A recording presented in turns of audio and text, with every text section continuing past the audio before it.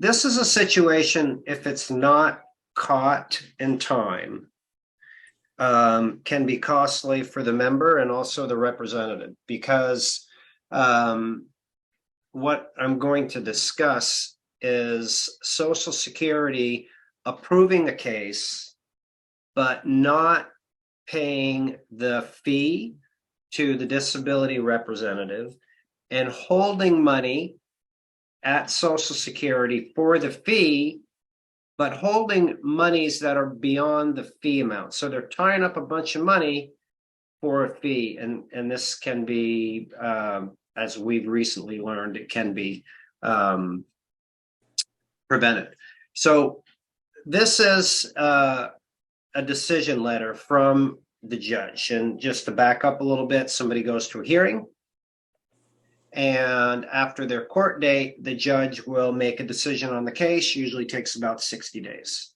And then they send out this decision letter. And part of this decision letter will have this standard component to it. And in this one right here, as we are down below the wage earner, it says, I approve the fee agreement between. So that's good news. That means the judge approved the case, they approved the fee agreement. This will be passed on, and the next stage, there will be an award letter that will clearly spell out that the member or client gets their monies, and then the representative gets their fee. That's the ideal situation. What happens is Social Security, for various reasons, cannot approve the fee, even though you sent in the paperwork, even though you use the same paperwork to go to another Social Security office and they may approve it. Judges, for various different opinions, maybe they're having a bad day, I don't know, will not approve the fee. So here's an example of that. This says, I do not approve the fee. And in this situation, we had an attorney that went to court for us, which is a common scenario.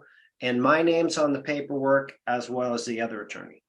And so they're like, oh, you got two people here, I'm going to deny it. Now, here's the situation. This is where it gets interesting. You have 15 days to sort this out. So in Curl, 15 days, there's 5 days built in there, right? When it's received, like with the mail thing. Correct. Let's call it 20 days. But if you don't catch it within 20 days, it can become a big problem. And here's why. This is what Social Security did in this situation. The fee that should have been withheld was $6,000, because this case was prior to November of 2022. So the maximum allowed fee to be paid to a representative is $6,000. But in this instance, they withheld $9,139.23. I have no idea why it would be $9,000 if the fee agreement is $6,000, and there's no other fee agreement with Social Security. There's only one.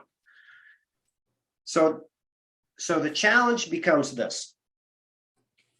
If this is not caught in time within the 15-day period, the money is sitting there until this is resolved.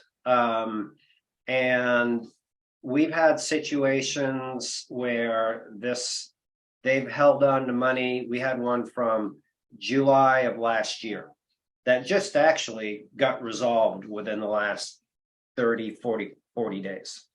So for the member, this is an extra $3,139.23 that is over at Social Security and doesn't need to be, and we don't get the fee. So nobody really likes it.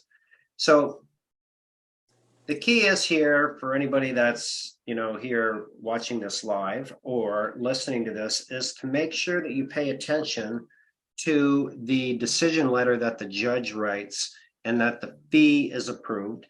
And if it's not approved, you want to find out why it's not approved and resolve it. So in this situation, it would be a simple process by having the attorney that worked on the case with us just simply sign a waiver saying, I'm waiving my right to, to collect a fee, all of the fee goes to the representative, which in this case would be Brian Terrian.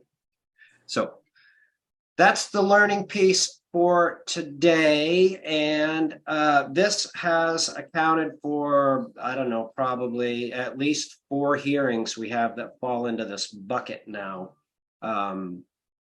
So we're going to, and actually, in part, I can blame Jonathan Ginsburg